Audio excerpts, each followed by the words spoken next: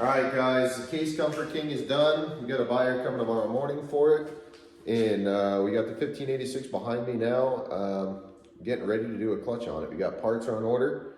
We got the splitting rails coming in, I think, today, actually. So we'll put the Case Comfort King out here to the test, and we got to unload the semi truck coming in with the rail splitting system. We're just waiting on some parts for the clutch, throw-out bearing, the transmission seal, all that good stuff for this guy. So we're just gonna do a little bit today. I don't want to go too crazy. We'll probably just start by taking the hood off and just kind of some of the linkages and throttle linkage, some hydraulic lines, just some real simple stuff to kind of help us get ready for when the splitting stands come in, and then we can really kind of go to town on it and just get it done. It shouldn't take all that long. These are pretty simple, so that's why I like working on these international. The 1586 and just any 86 series in general, I really like working on. But yeah, so we'll get to it here. I already got the two top bolts off of the head here. We got our baggies. We always bag and label everything and store it in a safe spot. We got a bunch of shelving behind the camera here that you guys can't see, but maybe see it in a different video. But let's get to it.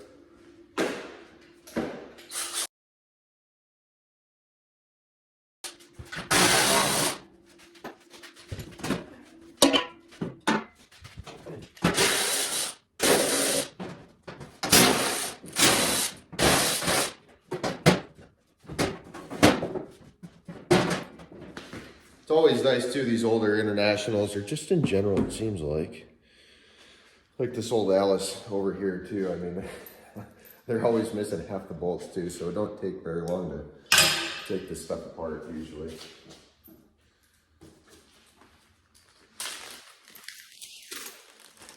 Here, there's some of it here. We just gotta run to the other side and get those ripped off.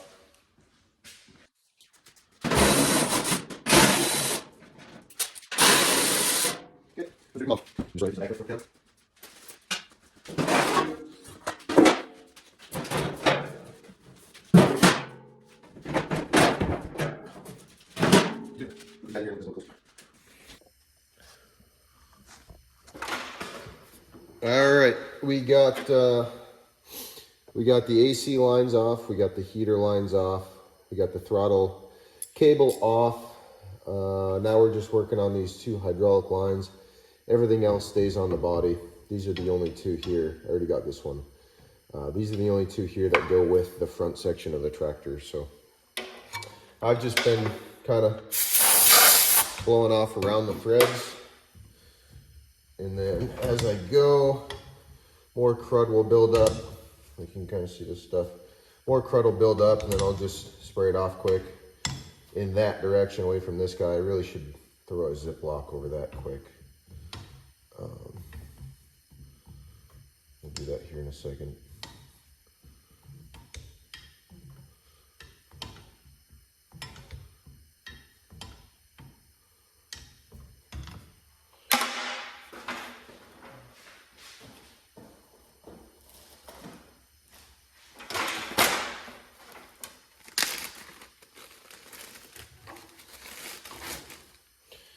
There we go.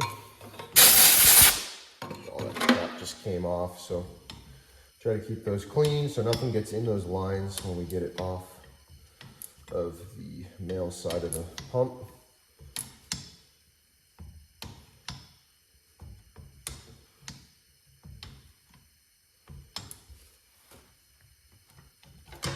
Beautiful.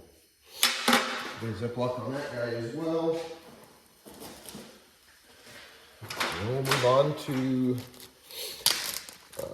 we'll move into the cab. I think we're gonna have to clean it up a little bit. It's a mess in there, but pretty much what we're gonna be doing here is clean the cab out quick. I mean, it's pretty filthy, so we're gonna vac that out. I probably won't show that and bore you guys, but basically underneath here, there's a plate that pops up. You got to unbolt it, and There's 2 bolts on either side of the starter underneath here for the bell housing. And I believe everything else is very visible and in sight. So these two on the other side. So those 2 are the top ones here, so we don't got to worry about that afterwards. And we'll have a couple more underneath. I think that's pretty much it, though. Pretty straightforward, and I believe pretty well ready to come apart after that. I'm gonna do a once over and make sure I'm not missing anything, but we already have a bunch of stuff disconnected and kind of ready to go. So we'll keep you guys updated. Alrighty, we got the floor up. Really, the only thing we had to do is there's actually 2 cables and one eyelet here. So they're on the bottom post here. Just threw the other eyelets back on, and so we know where that goes. There's only 2 electrical plugs.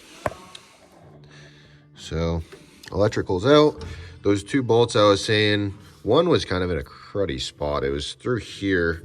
Really not much room to get in there.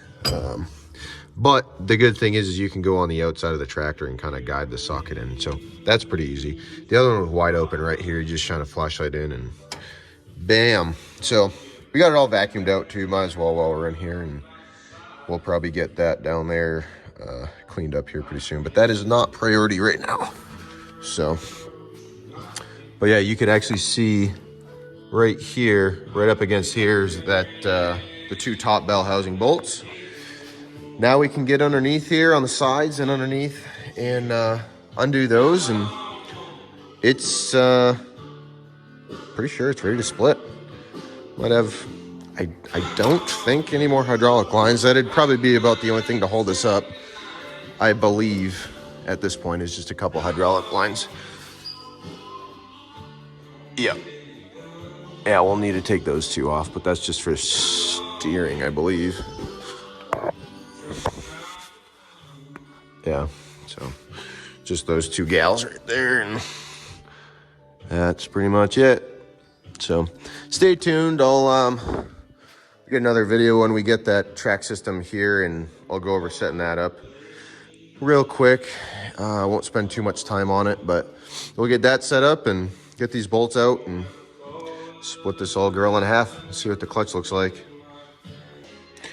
All right, well, I think we're doing pretty good considering it. That's really the only leak we had, or the only mess we had the whole time. There's a hydraulic leak back there. You gotta find out what's actually leaking. It's been doing that since I pulled it in the shop. So, yeah, everything's out except for 1 bolt. I had to drop the fuel filters, which I didn't really think about, but no big deal. It took 2 seconds. Not surprising, but it seems like 9 times out of 10, nobody changes their fuel filters. So we'll have to, yeah, that's nasty. That's terrible. Ran fine. I mean, it's hazy, but that'd probably clear it up, I would think. So we'll cross-reference those back to Case IH filters. I do every service I do on these old girls, I always stick with name brand Case IH filters and fluids. So we'll go through it and give it a service while we're waiting as well. So just wanted to share that real quick with you guys. Make sure you guys are absolutely servicing your equipment, because 9 times out of 10, this is exactly why it comes into my shop. This guy I bought to fix and resell, which is what I do on the side. If I don't have customer work like that, Alice, or really anything else, I'll go out and keep myself busy and find something that's broke and drag it in the shop, fix it, and make it a flip. So that's what I do. But anyways, 9 times out of 10, if I buy something and I start going through it, it's because it's never been maintained. And this definitely really shows. So anyways, we'll be back here in a little bit with that track system and a clutch, hopefully. So see you in a bit. No sooner did I stop that video, this gentleman with the splitting stand for the 1586 called me up And yeah, he said I'm at the end of your driveway and are ready to kick this thing off. So got the case fired up, and we're gonna pull this off the back of the truck for him. All right, time to do the unboxing of the splitting stands. I'm pretty excited. Make sure you squint for safety, by the way. Alright, what the heck are we going to use to open this thing? Got 73 staples in the top of it, so might just tear it apart, I don't know.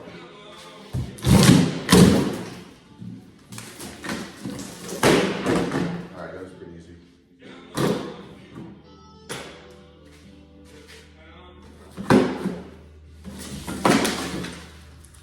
Ta-da!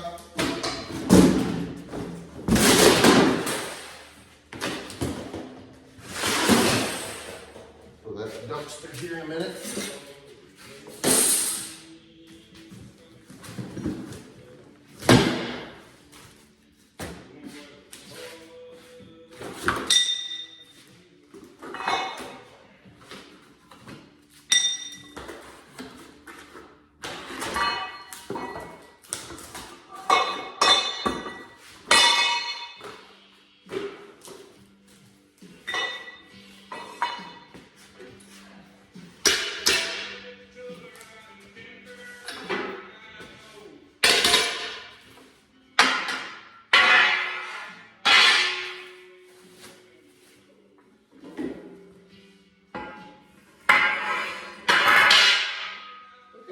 It's going to be pretty quick to put together. I thought it was all of these little sections of angle iron needed to be bolted together, but that's a heck of a lot nicer. There's actually only one bolt hole on each side. It's already threaded, so you just got to zip it in and you're done. So this kit's pretty sweet. I paid, it wasn't the cheapest, but it definitely wasn't the most expensive. I paid $8.70, and there was another couple $100 in shipping. But they shipped it, I kid you not, I think I ordered it a day and a half ago. And I'm in the middle of nowhere. And usually stuff takes about a week and a half to get to me. It came here in a day and a half on large truck freight. So I was pretty impressed by that. But anyways, I'll get you guys in here and take a closer look, and then we'll get it slapped together and under the tractor. I'm probably not gonna just eyeball it like I was gonna do originally, like I usually do.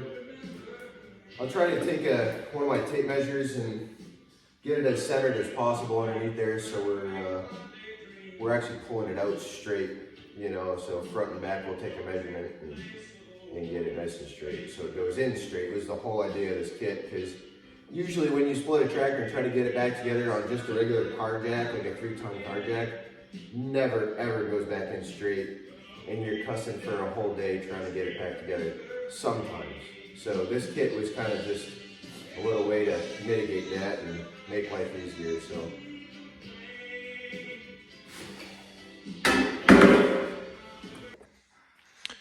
alrighty, we got separation here. So we got these guys set up down here. It's kind of I don't know, it's a little bit of a pain in the butt, but I ended up having to get my jack there and my regular floor jack, lay it across there and jack up on this. And then I found it was a lot easier to get these both level, because right here you got to check your gap and make sure it's fairly even all the way up and down, or else when you go to pull this apart, it's not going to come off even. It's just going to bind up super bad, and you'll be tugging on it forever. And then anyways, so once I did that and figured that out and then set my adjustment there, it actually was pretty sweet. So, yeah, I think we'll be able to get her pretty quick here. So let me get reset up with the camera and we'll show you guys where we're at. All right, we got it separated. I couldn't really get it on video all that well. It's the stands are pretty tippy. I don't really like it that much. So I kind of tipped it to one side on purpose with my jack stand. My car jack here, just to kind of hold it. So now we can get it separated, I believe, without any issues. But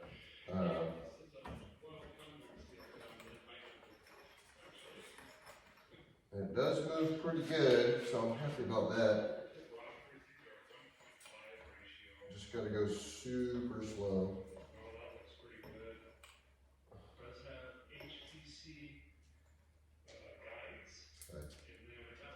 Keep it there for now. We'll get you guys in here. All right, here it is all split apart. I don't see anything immediately alarming. Usually you see that, I mean, just full of stuff. I mean, it's obviously there's clutch material and stuff in there, but that's nowhere near as bad as I've seen a lot of them. So hoping it's still the clutch, it's just smoked, but we'll see here shortly. I know the clutch fingers here are pretty well shot too, so we'll get it. Everything that is already ordered is the pressure plate and the clutch and all that stuff is what's coming in. So we should be good to go. I do think there is a ton of wear on these fingers. And that bearing is shot. Not that that would keep the tractor from moving, but let's get you guys reset up, and I'm going to tear that guy off and see what we're dealing with. All right, well, looks like a shit show because it is a shit show. I completely missed the shot, but I had to have 3 straps pulling from the clutch fingers. That thing was so stuck in there. I have never seen that before. But yeah, that thing's pretty well shot. So, I had to, that was interesting. And then I had to strap the front to the other tractor here because it was just, I mean, I was pulling with so much force there, the whole tractor was just sliding back, which doesn't take much, but that clutch, those clutches should just pop right out by hand. That thing was absolutely frozen in there. So anyhow, now we got pilot bearing feels all right. But yeah, so once that all comes in, we'll get this all cleaned up, and we'll do it upright and slap it back together, and hopefully we got a running, driving tractor. Yep, that thing's pretty heavy. Anyways, stay tuned. We got another tractor revival here coming up this weekend in Yates Center, Kansas. So got another one in Iowa coming up. We got a bulldozer that's wrapped around in probably a dozen maple trees. I mean, it's going to be a cool revival. So please make sure you guys subscribe, share, like, comment, all that good stuff. And we'll keep these videos rolling. Thanks again.